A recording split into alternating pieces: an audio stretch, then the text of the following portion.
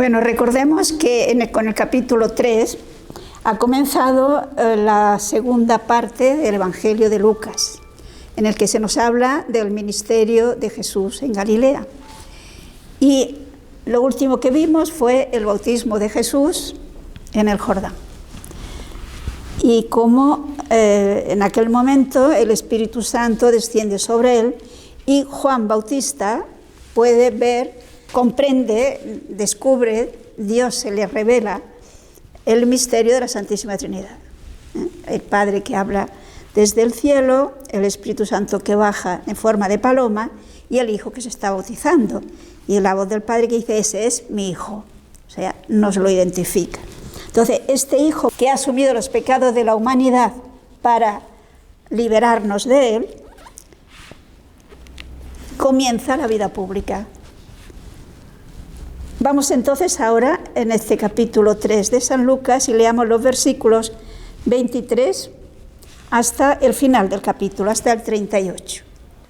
Jesús, al empezar, tenía unos 30 años y era, según se creía, hijo de José, hijo de Elí, hijo de Matat, hijo de Leví, hijo de Melqui, hijo de Janai, hijo de José, hijo de Matatías, hijo de Amós, hijo de Nahum, hijo de Esli, hijo de Nagai, hijo de Maat, hijo de Matatías, hijo de Semein, hijo de Josec, hijo de Joda, hijo de Joanán, hijo de Resa, hijo de Zorobabel, hijo de Salatiel, hijo de Neri, hijo de Melqui, hijo de Adi, hijo de Josam, hijo del Madam, hijo de Er, hijo de Jesús, hijo de Eliezer, hijo de Jorim, hijo de Matat, hijo de Leví, hijo de Simeón, hijo de Judá, hijo de José, hijo de Jonam, hijo de Eliakim, hijo de Melea, hijo de Menna, hijo de Matata,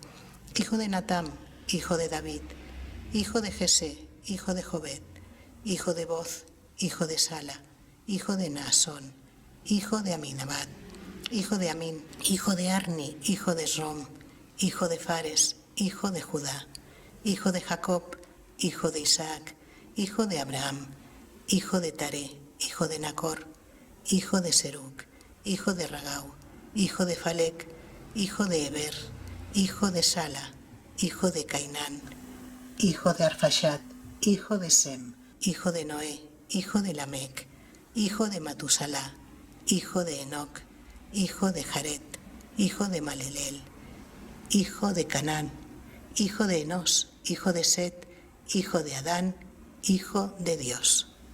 Bueno, aquí tenemos todo un largo una larga enumeración de ascendientes de Jesús. Fijémonos y recordamos, también Mateo nos trae la genealogía de Jesús. Pensemos que entre los judíos la genealogía era de una enorme importancia. En realidad, fijémonos que tanto San José como la Virgen conocían su genealogía y por eso van a Belén porque tenían que ir a su lugar de origen y eran descendientes de David. Pero, como decía, la genealogía de Mateo y la genealogía de Lucas hay algunas diferencias y vale la pena fijarse en esas diferencias. Porque tanto Mateo como Lucas, si ponen toda la genealogía, que repito, para los judíos era muy importante, es porque tiene un gran valor apologético. Quieren demostrar que efectivamente Jesús es verdadero hombre. Ha entrado en la genealogía humana, verdadero hombre. Pero si recordamos la de Mateo, recordaremos que Mateo comienza con Abraham. Por lo tanto, San Mateo, que escribe para judíos, para una comunidad cristiana formada por judíos que conocían el Antiguo Testamento, era muy importante demostrarles que efectivamente Jesús es ese descendiente que Dios promete a Noé, a Abraham, en el cual serán benditas todas las generaciones, todas las naciones. Y por lo tanto, Mateo comienza su genealogía en Abraham. Mientras que, si nos hemos fijado, Lucas llega hasta Dios. Hijo de Abraham, por supuesto, hijo de David también, que era muy importante demostrar que era ese Mesías esperado, pero no se detiene en Abraham. Sigue, se nos habla, por lo tanto, de Noé, se nos habla de una serie de personajes muy conocidos, como por ejemplo Enoc, y finalmente hijo de Adán, y por lo tanto hijo de Dios. Es decir, Jesús es uno dentro de esa humanidad universal. Es, como dirá San Pablo, el nuevo Adán. Pero también hay otra diferencia. Si vemos Mateo y Lucas, nos fijaremos que mientras que para San Lucas se nos dice que José era hijo de Elí, Mateo nos dice otro padre para José. Quizás lo podíamos ver. Sí, en San Mateo capítulo 1, versículo 16. Jacob engendró a José, el esposo de María, de la cual nació Jesús, llamado Cristo. O sea, observemos que nos dice Mateo que Jacob engendró a José. Lucas solamente nos dice que José es hijo de Elí. Entonces, ¿quién era realmente el padre de José, de San José? ¿Elí o Jacob? Hay distintas explicaciones, pero la más, podríamos decir, de acuerdo con el contexto bíblico, es que se trataría de un caso de la ley del levirato. Tenemos, por lo tanto, que Lucas, según muchos, nos transmite lo que sería la genealogía legal, mientras que Mateo nos transmite lo que sería la genealogía, diríamos así, fisiológica. Es decir, recordemos que según la ley del levirato, que nos relata en el capítulo 25 del Deuteronomio, cuando un israelita muere sin dejar descendientes, su pariente más cercano debía casarse con la viuda, y el primer hijo que naciera de ese nuevo matrimonio legalmente pasaba por ser hijo del difunto. Entonces, podría tratarse de una ley del levirato en la que el padre legal es Elí, que habría muerto sin hijos. Entonces, con la esposa viuda se casó Jacob y fue el que engendró a José. Por esto, repito, José, hijo de Elí, y según San Mateo, Jacob engendró a José. Pero lo interesante es ver cómo Jesús es verdadero hombre. Nace dentro de una familia, tiene unos antepasados y sobre todo es uno que viene a salvar a toda la humanidad. Por lo tanto, lo centran en hijo de Adán, nuevo Adán. Habría otros muchos detalles que quizás podríamos extendernos, pero creo que tampoco tiene mayor importancia. Vamos entonces al capítulo 4. Perdón, un detalle también que sí que es importante es que San Lucas nos ha dicho la edad que tenía Jesús cuando comenzó su vida pública. Fijémonos que nos dice tenía unos 30 años. Esa exactitud histórica de Lucas. No nos lo da, es decir, redondea el número. ¿Y por qué? Pues porque a los 30 años, según la legislación legalmente, ya podía ocupar cargos públicos a partir de los 30 años. Pero también nos dice que era, según se creía, dice San Lucas, hijo de José. Es decir, la gente creía que era hijo de José, pero no era hijo de José. Según se creía, era hijo de José. pero en realidad no tiene padre humano, es Hijo de Dios, el Hijo del Altísimo, la segunda persona de la Santísima Trinidad. Es el gran misterio que creo que aún no acabamos de profundizar en la grandeza que significa esto. Que Dios ha tomado realmente una naturaleza frágil y que está sujeta a los cambios, al tiempo, a las limitaciones. Un auténtico hombre. Y ahora lo vamos a ver como auténtico hombre en lo que sigue en el capítulo 4. En el capítulo 4 comienza con las tentaciones de Jesús en el desierto.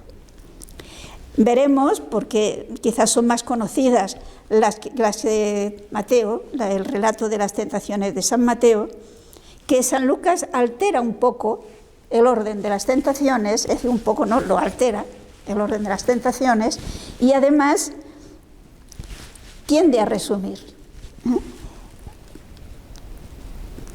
Tenemos, por lo tanto, un ataque auténtico del diablo para intentar conseguir lo que consiguió con Adán y Eva, que se aparten de la voluntad de Dios, que Jesús se aparte de hacer el plan, el proyecto que Dios tenía para él.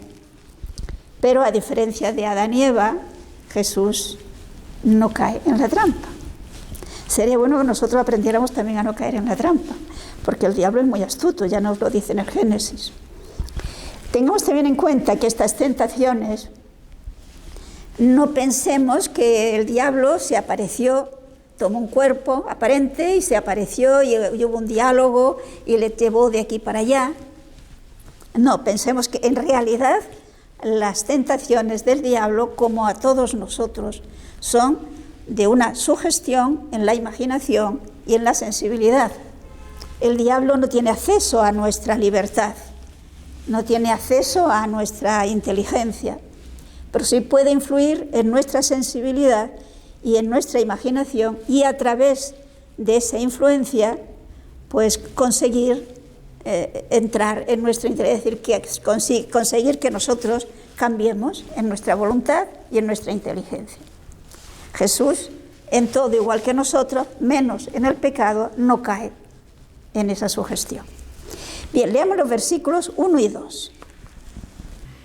Jesús, lleno del Espíritu Santo, se volvió del Jordán y fue llevado por el Espíritu al desierto, y tentado allí por el diablo durante 40 días. No comió nada en aquellos días, y pasados tuvo hambre. Observemos este detalle que es muy importante, y es que Jesús, verdadero hombre, es llevado por el Espíritu Santo. Hay esa docilidad de Jesús a la acción del Espíritu Santo que le impulsa, en este caso, a ir al desierto, a hacer oración y a hacer penitencia. Y allí es tentado por el diablo y allí está 40 días.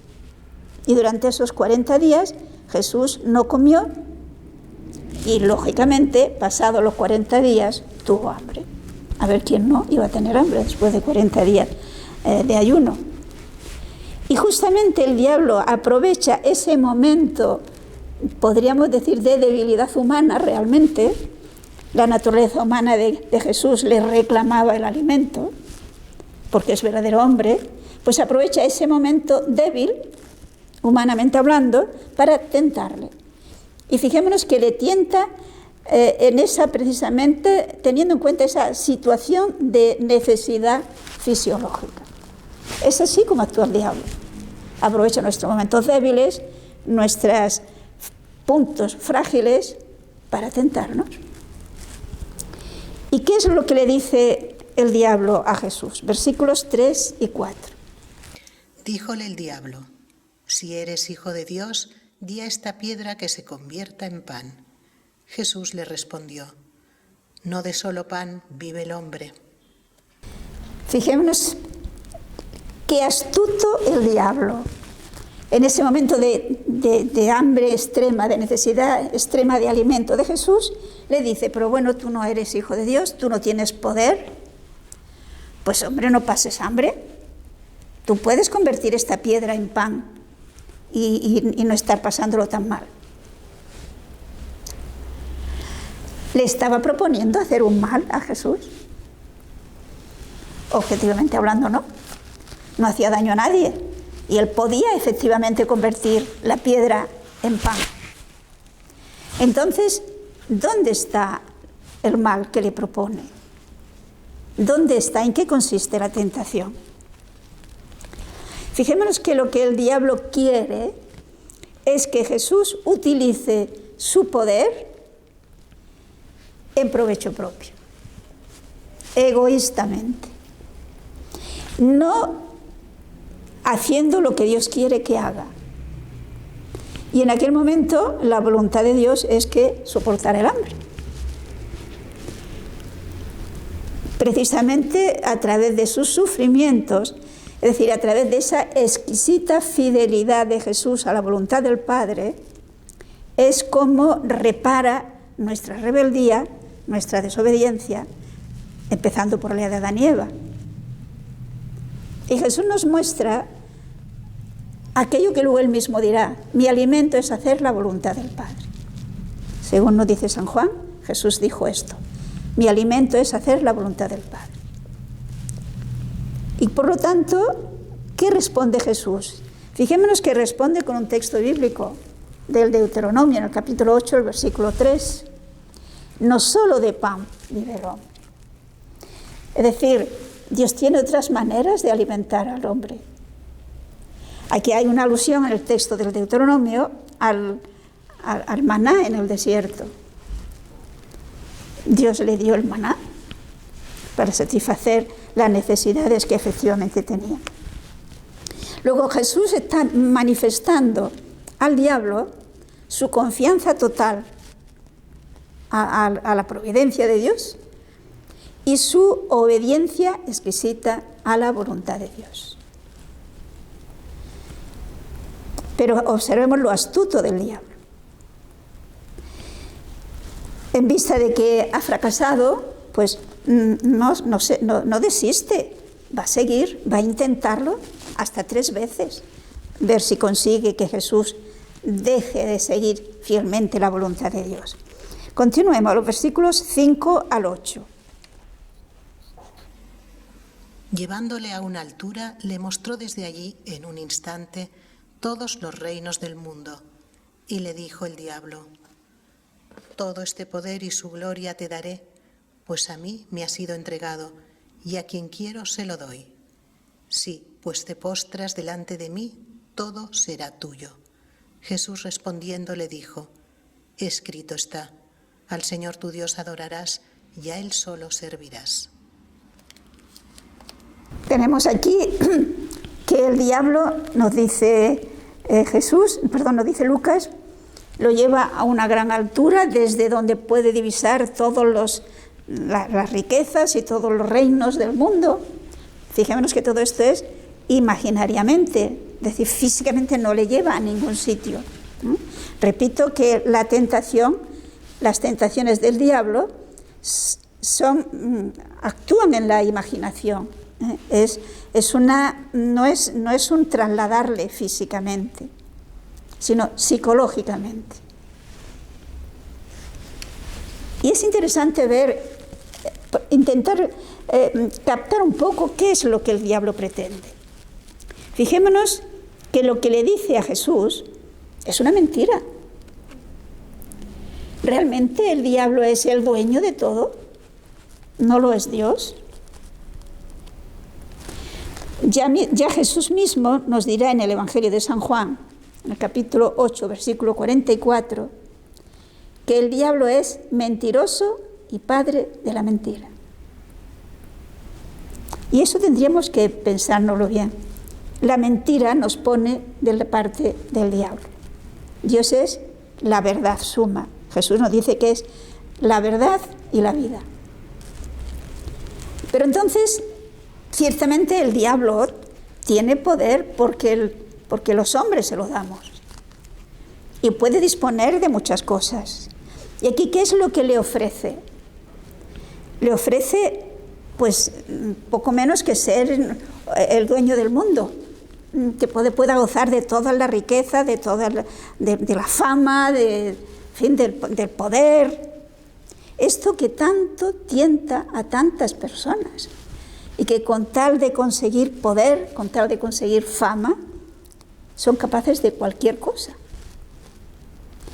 Y aquí lo único que le pide el diablo es una cosa muy sencilla, o podríamos decir humanamente hablando. Pues oye, tan fácil, y fíjate, puedes convertirse en un gran señor, un dueño de todo el mundo.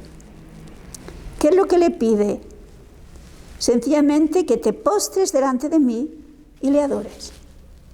Todo eso será tuyo. ¿Cuántas veces, cuántas personas, y quizás nosotros, caen en esta tentación? Que con tal de ser famoso, de tener poder, de mandar, es decir, en el fondo es una tentación de vanidad, somos capaces de postrarnos ante el diablo. Es decir, de hacer aquello que el diablo nos está proponiendo, que es precisamente lo contrario de lo que Dios nos pide. Dios alaba de un modo especial la humildad. Dios bendice de un modo especial a los humildes, a los que son conscientes de la realidad, porque Santa Teresa dice que la humildad es la verdad. Y San Pablo nos dirá que quien se imagina ser algo siendo así que no es nada, se engaña. Pero a veces nos cuesta aceptar esta realidad, y sobre todo el diablo tiene mucho interés en que no lo aceptemos. Pero observemos la respuesta de Jesús nuevamente con un texto bíblico. Al Señor tu Dios adorarás y a Él solo servirás. De hecho, fijémonos que aquí tenemos lo que es la parte central de la religión judía. Solo Dios hay que adorar. Quizás podríamos leer el texto, es en el Deuteronomio, capítulo 6, versículos 13 y 14. Teme a Yahvé tu Dios, sírvele a Él y jura por su nombre. No te vayas tras otros dioses, tras alguno de los dioses de los pueblos que te rodean, porque Yahvé, tu Dios, que está en medio de ti, es un Dios celoso, y la cólera de Yahvé, tu Dios, se encendería contra ti y te exterminaría de sobre la tierra. O sea que tenemos algo que era fundamental, que constituye la esencia, repito, de la religión judía, que Dios es uno solo y solo a Dios hay que adorar. El diablo pide que le adore y Jesús le responde con ese texto: solo a Dios hay que adorar, solo a Dios adorarás, solo a Dios servirás.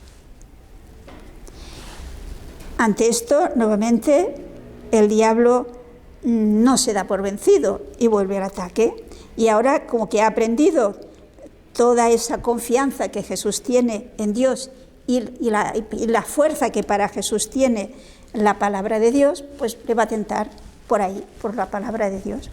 Leamos los versículos 9 al 12. Le condujo luego a Jerusalén y le puso sobre el pináculo del templo y le dijo: si eres hijo de Dios, échate de aquí abajo, porque escrito está: a sus ángeles ha mandado sobre ti que te guarden y te tomen en las manos para que no tropiece tu pie contra las piedras. Respondiendo, díjole Jesús: dicho está, no tentarás al Señor tu Dios. ¿Qué es lo que ocurrió? ¿Realmente el diablo llevó a Jesús hasta el pináculo del templo? Repito que no, que todo es una influencia, unas imágenes, es decir, es una intervención en la imaginación de Jesús. Y claro, si Jesús va a comenzar su vida pública, humanamente hablando, ¿qué es lo que desea? Pues que le atiendan, que le escuchen, que se den cuenta que está ya, que ha llegado después de tantos siglos de espera. Pues mira qué fácil se lo pone el diablo. Tú te subes allí, o sea, yo te llevo, te pones allí en el pináculo del templo, es decir, en la parte más alta, que por la parte del Valle Cedrón era unos 180 metros, o sea, es un espacio bastante alto. Pues tú tírate desde allí, porque y cita el Salmo 91, Dios hará que los ángeles te cogen en sus manos y no te pase nada. Por lo tanto, si no te pasa nada y te tiras desde ahí, pues ya se van a dar cuenta pues que realmente tú eres el Mesías esperado. Y la respuesta de Jesús es: no tentarás al Señor tu Dios. Es decir, el diablo ha cogido, fijémonos bien, un texto bíblico del Salmo, el Salmo 91, lo ha manipulado, le ha dado un significado que no es el sentido del texto, y Jesús nos da la verdadera interpretación del texto, valiéndose también de la Sagrada Escritura, en este caso del Deuteronomio, en el capítulo 6. ¿Por qué? ¿Qué quiere decir Jesús cuando le dice no tentarás al Señor tu Dios? Pues porque no hay que pedir milagros absurdos, podríamos decir, o sin necesidad. Es obligar a Dios a que, mira, yo me voy a tirar y como me fío de ti, tú vas a hacer que no me pase nada. Esto es tentar a Dios. Y Dios no acepta, esto no es algo que a Dios le agrade. Y por lo tanto Jesús le dice muy claro, eso no es lo que Dios quiere. Es decir, si observamos las tentaciones del diablo para con Jesús, son las que de una forma u otra todos estamos sufriendo. Una tentación de egoísmo, de utilizar las cosas en provecho personal, una tentación de vanidad, ser el dueño del mundo, y por otra parte tenemos esta tentación de tentar a Dios, de pedirle cosas que yo no puedo obligar a Dios que haga. Pero en el versículo 13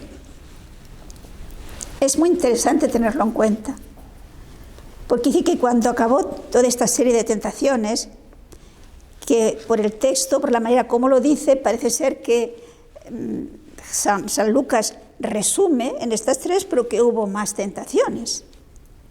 Pero en vista de que el de Jesús no cae en la trampa, se dice que se retiró, pero no digamos definitivamente, sino hasta el tiempo determinado. ¿Y cuándo fue ese tiempo determinado cuando el diablo volvió a tentarle? Sin duda alguna en el momento de la pasión.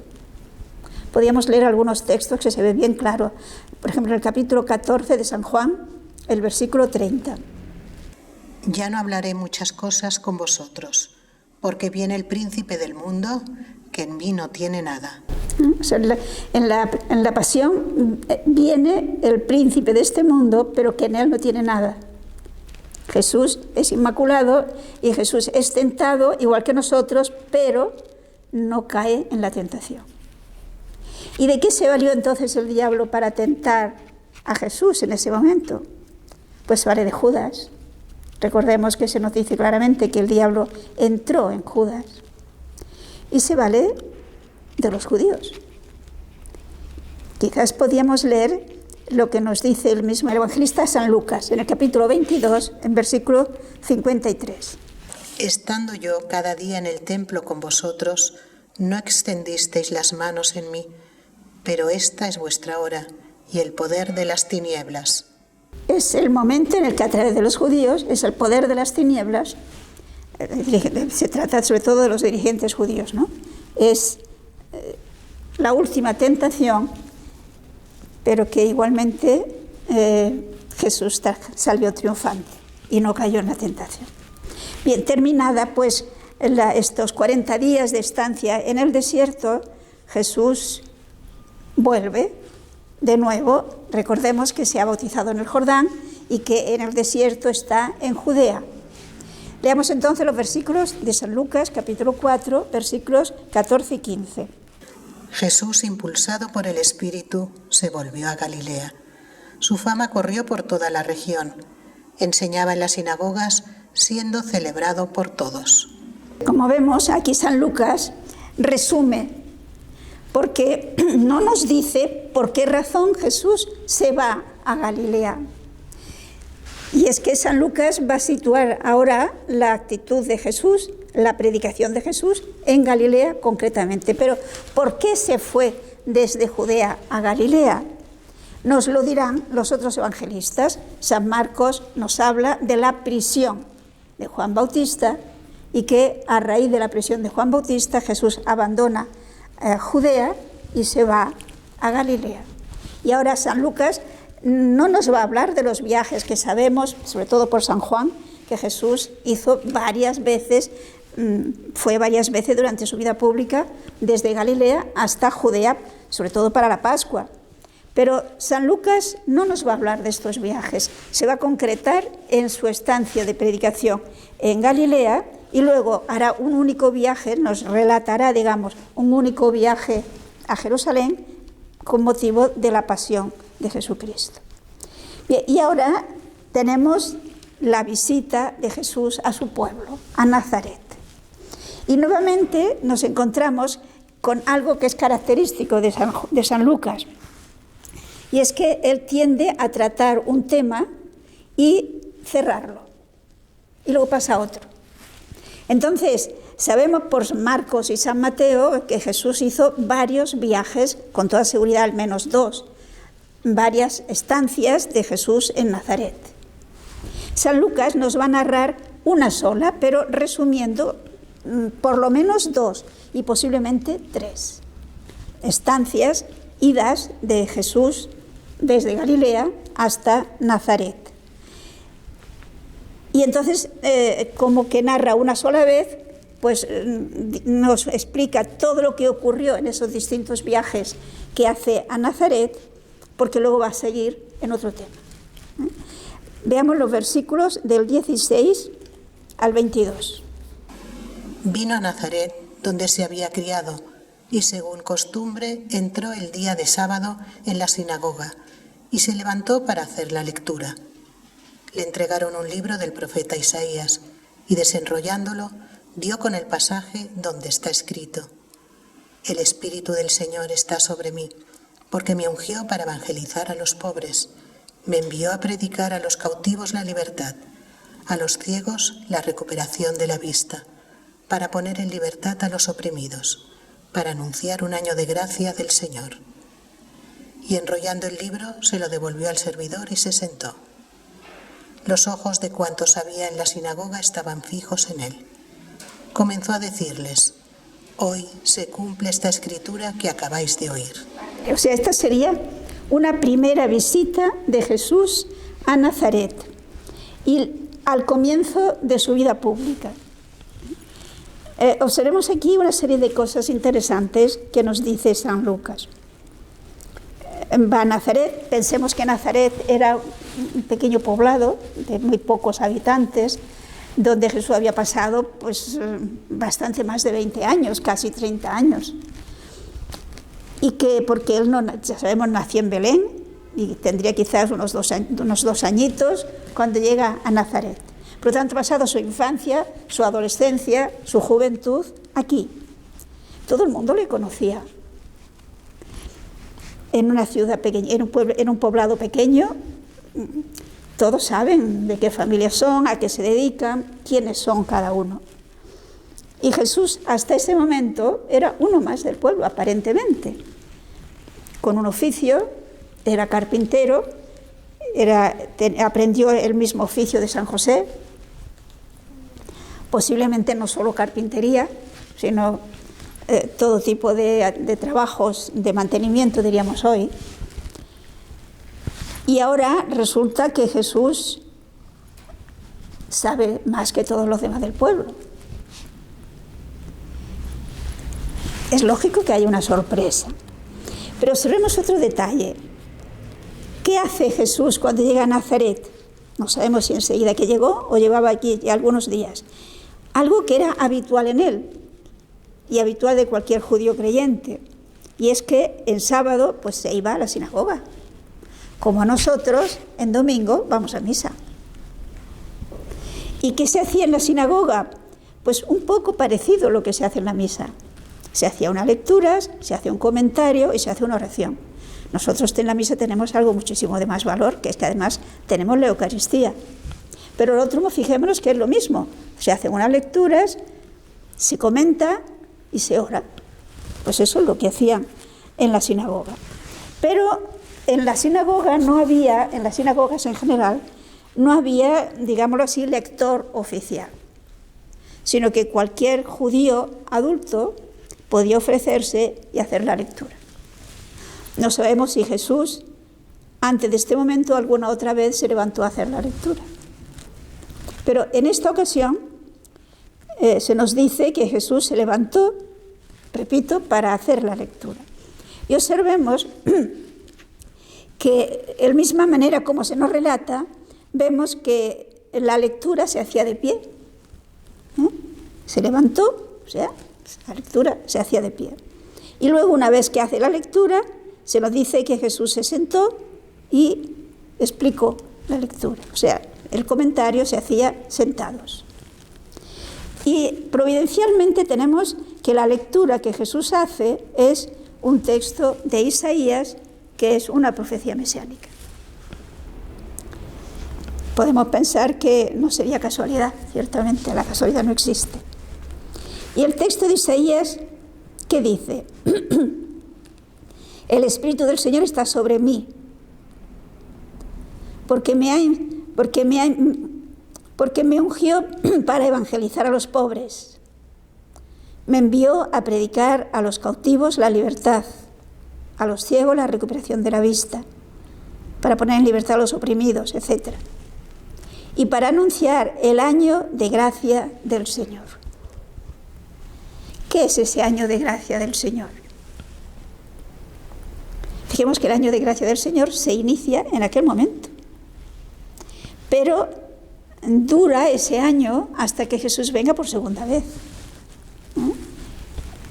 Por lo tanto, ahora estamos en ese año de gracia del Señor, en las que el Espíritu del Señor está sobre Jesús.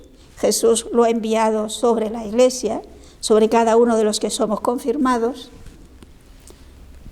para que anunciemos el Evangelio, para que anunciemos este año de gracia. Y Jesús, una vez que hace la lectura, enrolla. Recordemos que los libros no eran como los nuestros, de páginas que pasan, sino que era una gran, tira de pergamino que iba enrollado, y por lo tanto, para leerlo había que desenrollar y enrollar. Desenrollar a un lado y enrollar en el otro. Entonces, acabada la lectura, lo enrolló y lo entregó al servidor. ¿Y qué dice Jesús? Hoy se cumple esta escritura que acabáis de oír. Pensemos qué momento tan solemne. Esto que se estaba esperando siglos, que habían estado anunciando los profetas, uno tras otro, durante siglos, desde Abraham, que Dios lo promete, que lo repite a los otros patriarcas, y luego van recordando los profetas, hoy se ha cumplido. Y nosotros, por lo tanto, podemos pensar también para nosotros, hoy se ha cumplido. Hoy tenemos esa presencia del Mesías prometido que nos ofrece la libertad, que nos evangeliza, que nos da la buena nueva, pero fijémonos para evangelizar a los pobres, no a los soberbios. Los soberbios no son capaces de escuchar esas palabras de Jesús. ¿Y cuál es la reacción de la gente? Se nos dice que todos le aprobaban y, maravillados de las palabras llenas de gracia que salían de su boca, decían: ¿no es este el hijo de José?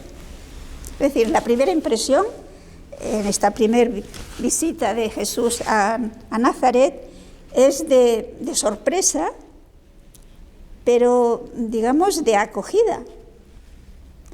Pero ya tenemos esta expresión que indica esa extrañeza, pero no es el que conocemos, no es el hijo de José. No sabemos de dónde le viene toda esta sabiduría. Es decir, fijamos que literariamente San Lucas aquí ya comienza a apuntar a la reacción que tendrán después. Parece ser que aquí, podríamos decir, se refiere a una primera visita en la que fue bien acogida, pero que no duró mucho. San Lucas después no nos contará que Jesús, después de esta estancia en Nazaret, pasó a Galilea, pasó a Cafarnaúm, y no sabemos por el Evangelio de San Juan que después fue a Jerusalén para celebrar la Pascua. Pero continuaremos todavía en Nazaret el próximo día.